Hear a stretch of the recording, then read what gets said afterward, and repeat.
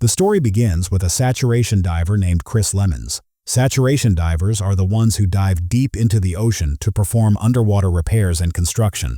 Chris worked for a company that repaired underwater pipelines. Now, Chris had to go to the North Sea for 28 days to fix some pipelines deep in the ocean's dark depths. He was joined by two senior divers, Duncan and David. Their team leader was Craig. Craig jokingly told them, "You three will live in this container for the next 28 days and then go straight 300 feet under the sea. Down there, you'll do exactly as I say." He then explained that after their work, they'd have to go through decompression, so their bodies could safely adjust back to normal atmospheric pressure. All of them were sent into their specialized containers, which were fully equipped to live and eat inside. Let's get to know the team a little better. Duncan was Chris's mentor. Chris had done his first 5 dives under Duncan's supervision. Duncan was older, but they shared a close bond.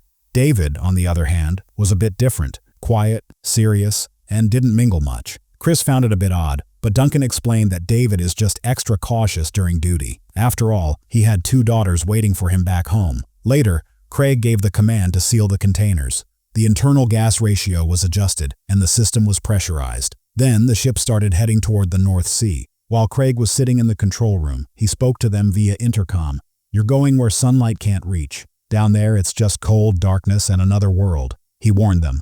"Never come up to the surface without proper decompression. If you do, your organs could rupture." He then turned off his mic. Craig joked with Duncan, "Got it, Duncan?" To which Duncan replied, laughing, Yeah, stop your nonsense." They had been friends and colleagues for years, so teasing was common. They had dinner and some conversations before heading to bed. Days passed. Chris spent his free time watching videos of his fiancée. As they neared their destination, a violent storm hit. The ship eventually reached its position and was locked in place using its dynamic positioning system, which ensured it wouldn't move, no matter how strong the storm got. Craig alerted the team an hour before the dive. Everyone suited up. Duncan reminded them, "Don't forget your knife, compass, and flippers."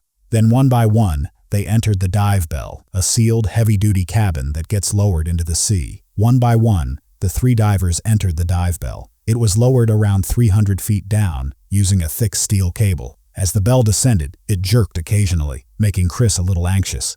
Duncan noticed and asked, "Haven't felt this before?" Chris said nothing. Craig then ordered the operation to begin. Duncan put Chris's high-tech helmet on and sent David out first. The helmet had oxygen supply, lights, and communication systems. A thick wire, called an umbilical, was connected to each diver, providing oxygen, lights, and communication. It was their lifeline. Without it, strong underwater currents could sweep them away. David exited the bell and moved toward the manifold, the section of the pipeline they had to work on. Duncan stayed inside the bell to monitor and update Craig. As David exited the bell, he saw nothing but darkness. Even Chris, standing nearby, was invisible without lights. Soon, a power cable was lowered and connected to the manifold. Lights turned on. Chris and David began their work. But suddenly, the ship's dynamic positioning system failed. The ship started drifting. Realizing the danger, Craig immediately ordered all divers to return to the bell. David rushed back and reached the top of the manifold. But Chris got stuck because he was still inside working. David shouted for him, and Chris climbed out quickly. But as he tried to get into the bell, his umbilical cable got snagged in the manifold. Chris panicked. The ship and bell were drifting. He didn't have time to go back and free his cable. David saw the tension and warned, "Your umbilical's going to break. Don't panic. Turn on your bailout valve. It'll give you 10 minutes of oxygen.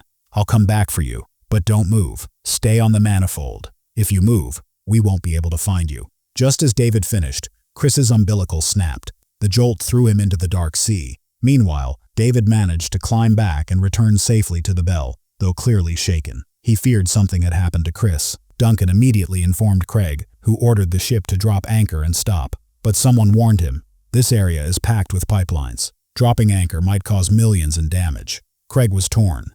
His teammates' life or company losses. Meanwhile, Chris, alone in the dark sea, lit a flare and tried to climb back to the manifold. His oxygen was nearly gone.